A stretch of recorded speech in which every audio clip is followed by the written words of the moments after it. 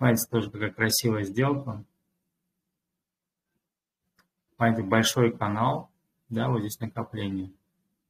Здесь, смотрите, как инструмент, скажем так, игрок затухания, скажем так, затухание волатильности такой.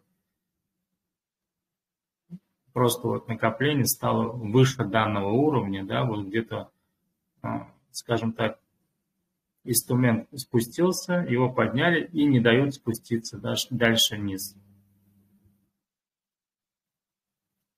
Что я сделал? Я считаю, что здесь немножко моя ошибка в том, что я не дождался вот этого ложного пробоя. Видите? Я купил здесь, меня потом ложным пробоем выбило, и инструмент вернулся, и, скорее всего, дальше пошел вверх, но уже без меня. Без меня инструмент просто ушел вверх.